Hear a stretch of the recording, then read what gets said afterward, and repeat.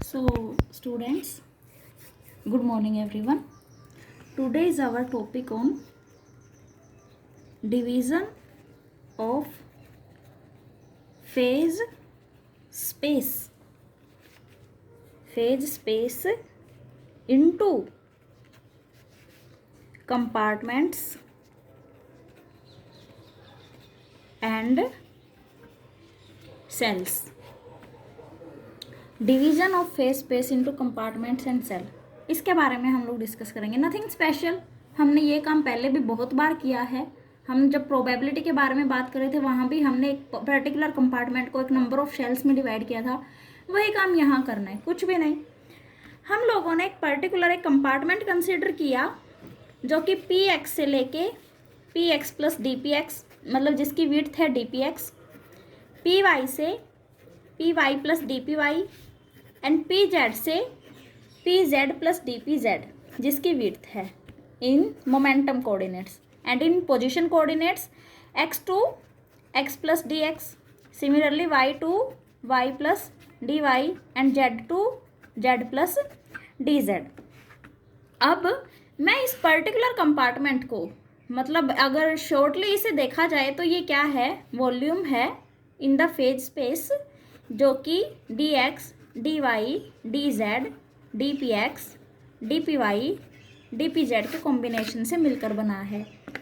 तो अगर मैं इसे डिवाइड करती हूँ 1 से लेके k तक एक लार्ज नंबर ऑफ कंपार्टमेंट्स में, ठीक है, जिसके अंदर कंपार्टमेंट्स को डिवाइड किया गया है फर्दर शेल्स के अंदर G1 G2 up to so on Gk, मतलब first compartment, second compartment, third compartment हमने के कंपार्टमेंट्स के अंदर डिवाइड कर दिया और इन कंपार्टमेंट्स को फर्दर डिवाइड कर दिया कि फर्स्ट कंपार्टमेंट के अंदर हैं G1 number of shells, second के अंदर हैं G2 number of shells and up to so on last compartment kth compartment के पास हैं Gk नंबर ऑफ शेल्स।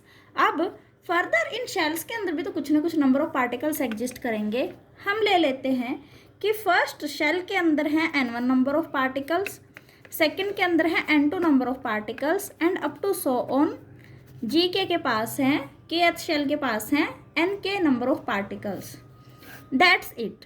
तो यही था कि एक फेज स्पेस लिया, उसे कंपार्टमेंट्स के अंदर डिवाइड किया, उन कंपार्टमेंट्स को फर्दर शेल्स के अंदर डिवाइड कर दिया और उन फर्दर शेल्स को फिर हमने नंबर ऑफ पार्टिकल्स डिस्ट्रीब्यूट कर दिए कि इतने पार्टिकल्स तेरे पास हैं, इतने पार्टिकल्स तेरे पास हैं। तो अब जब हमने पहले इस सब के बारे में कब डिस्कस किया था, जब general expression of probability find out किया था, है ना, लास्ट यूनिट में, और उसके अंदर फिर हमने मैक्रो स्टेट और माइक्रो स्टेट्स के बारे में डिस्कस किया था यहाँ से। ओके, तो यहाँ भी अगर एक पर्टिकुलर मैक्रो स्टेट की बात की जाए तो एक पर्टिकुलर टाइम पे N1 N2 up to so on Nk की फर्स्ट उसके अंदर N1 नंबर ऑफ पार्टिकल हैं, सेकंड के अंदर N2 नंबर ऑफ पार्टिकल हैं और केथ कंपार्टमेंट के अंदर Nk नंबर ऑफ पार्टिकल्स हैं। तो ये क्या है, एक पर्टिकुलर मैक्रो स्टेट है। क्या है ये, एक पर्टिकुलर मैक्रो स्टेट है। मैक्रो स्टेट और माइक्रो स्टेट ये तो कंसेप्ट पीछे हम लोग कर चुके हैं फर्स्ट यूनिट में, अगर किसी को डाउट हो तो वहाँ से देख लेना। तो अभी इसके बाद बात करेंगे हम लोग, जब इनको नंबर ऑफ पार्टिकल्स के अंदर डिवाइड कर दिया, सबको particles number of particles distribute कर दिए, सॉरी डिवाइड नहीं किया, नंबर ऑफ पार्टिकल्स डिस्ट्रीब्यूट कर दिए, तो उसके बाद अभी हम बात करेंगे ऑक्यूपेशन इंडेक्स की। ऑक्यूपेशन इंडेक्स की। ऑक्यूपेशन इंडेक्स क्या है कि number of particles per unit shell, क्या कहा मैंने, पर number of particles per unit shell is called what, occupation index.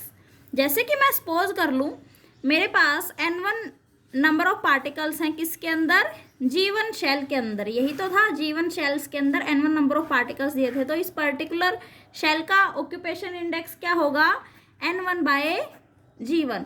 In the same way जो टोटल सिस्टम का ऑक्यूपेशन इंडेक्स होगा, अगर Ni नंबर ऑफ पार्टिकल्स हैं ith शेल के अंदर और उसको Gi नंबर, ये कौन सी शेल है, Gith शेल है, तो Gith शेल का ऑक्यूपेशन इंडेक्स क्या होगा बेटा, Ni by Gi। I is equal to 1 to k vary करेगा। तो ये कंप्लीट सिस्टम के लिए हम लोग ऐसे लिख सकते हैं, Ni बाय Gi, मतलब कि ratio of number of particles per unit shell is known as occupation index. That's it. अब फर्दर हम लोग बात करेंगे कि number of phase space shells लेंगे हम लोग एक पर्टिकुलर मोमेंटम इंटरवल में और उनको फाइंड आउट करेंगे कि वो कितनी होंगी। ठीक है, क्या कहा मैंने? Number of phase space shells in the momentum interval P से लेके P प्लस DP के बीच में कितनी number of phase space cells exist करेंगी, ये हम लोग फाइंड आउट करेंगे। तो इसके लिए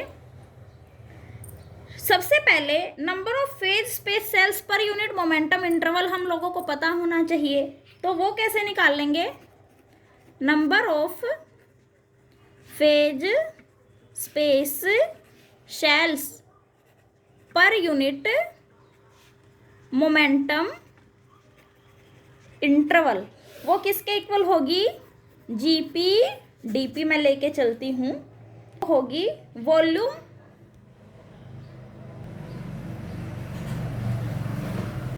तो GP DP की वैल्यू क्या आएगी? Volume of phase space corresponding to momentum interval P2 P plus DP by what? Volume of each phase space shell। ठीक है, तो GP DP की वैल्यू क्या होगी? वॉल्यूम होगा जो हर एक फेज स्पेस सेल का हमने लास्ट वीडियो में फाइंड आउट किया था, वो निकाला था हमने H0 क्यूब के इक्वल। और अगर क्वांटम मैकेनिकली बात की जाए तो ये था approximate equals to H cube, है ना। तो volume of phase space corresponding to momentum interval P2 P plus DP by H0 cube. अब ये volume of phase space corresponding to momentum interval P2 P plus DP ये भी हम लोग last topic में निकाल चुके हैं, तो फिर वहां से डायरेक्ट पुट कर देंगे। तो GP DP is equal to 6 integration sign with respect to 6 coordinates dx dy dz dpx dpy dpz by H0 cube. Similarly in the first topic position coordinates को एक तरफ ले जाएंगे, मोमेंटम कोऑर्डिनेट्स को एक तरफ ले जाएंगे बाय H0 क्यूब। अब dx dy dz इसको रिप्लेस कर सकते हैं इजिली v से, तो GP DP v into dpx dpy dpz by H0 cube. ठीक है, अब हम लोग इसे इजिली रिप्रेजेंट कर सकते हैं कि GP DP को लिखा जाएगा क्या? v by H0 cube with the integration of momentum space dpx dpy dpz। ठीक है, ये क्या है? dpx dpy dpz वॉल्यूम है किसके कोरस्पॉन्डिंग? मोमेंटम स्पेस के कोरस्पॉन्डिंग। कहाँ से कहाँ तक? P से P प्लस DP के बीच के पोर्शन तक। ठीक है, तो अगर एक सेंटर हम लोग लेते हैं, एक सर्कल लेंगे जिसका कि सेंटर होगा ओरिजिन O पर, और इसको लिए एक रेडियस एक स्फीयर ड्रा करेंगे जिसकी की रेडियस होगी P लेंगे तो x एक्सिस के अलोंग Px हो जाएगी, y के अलोंग Py हो जाएगी और z के अलोंग क्या हो जाएगी? Pz, because sphere is always belongs to 3D space, है ना। स्फीयर बिलोंग्स टू 3, इसीलिए रेडियसली इसकी P। तो इस टाइम पे इसकी तीनों एक्सिस के अलोंग जो रेडियसिस हुई हैं वो क्या हैं? Px Py and P Z. Okay, तो यहाँ पी स्क्वायर को इजीली लिखा जा सकता है कि पी क्या है, रेडियस है, तो points lying on the sphere, जो उनकी मोमेंटम होगी, जो पॉइंट्स इस स्फीयर के ऊपर लाई कर रहे हैं, सरफेस के ऊपर लाई कर रहे हैं, उनकी जो मोमेंटम होगी उसे कैसे लिख सकते हैं हम लोग, P square is equal to P X square plus P Y square plus P Z का square. In the same way मैं एक सेकेंड स्फीयर लेती हूँ जिसकी की रेडियस होगी P to P plus D P, मतलब इसकी रेडियस मैंने अभी क्या ली, पी प्लस डी पी। तो ये देखो ये हुआ P plus D P, origin से लेके P प्लस डी पी। ये जो विड्थ बची, ये क्या बची है, अब बीच में DP की विड्थ बची है। ठीक है, तो अब ये जो दो स्फीयर्स, दो स्फेरिकल शेल्स हम लोगों ने ली हैं P और P से P प्लस डी पी के बीच में, अब इन दोनों के बीच में जो ये बच गया, ये भी तो एक स्फीयर है। तो इस स्फीयर का जो एरिया, स्फीयर को कैसे रिप्रेजेंट किया जाएगा, सरफेस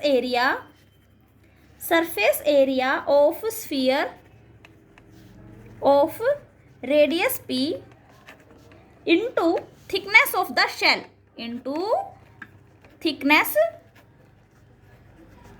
ऑफ शेल, है ना। तो ये क्या होगा, dpx dpy dpz किसके इक्वल आएगा बेटा, 4 पाई p स्क्वायर dp। थिकनेस क्या है शेल की, dp।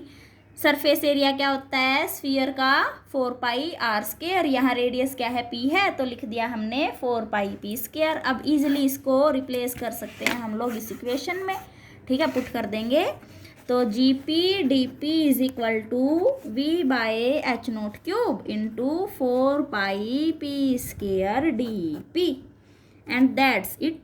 ये क्या आ गई, number of phase space cells lying in the momentum interval P से लेके पी प्लस डी पी तक कितनी number of phase space cells lie कर रही हैं वो यहाँ आ गई। ठीक है, ये एक्सप्रेशन है बेटा इसके लिए। आई होप कि ये टॉपिक आप लोगों को क्लियर हो गया। Number of phase space cells हम लोगों ने निकाल दी हैं पी से लेके पी प्लस डी पी के बीच में, एंड दैट्स इट। अभी हम लोग फर्दर बात करेंगे, जैसे मैंने इस यूनिट की स्टार्टिंग में ही बताया था कि हमारे पास 3 तरह की स्टैटिस्टिक्स होती हैं, तो कैसे बिलोंग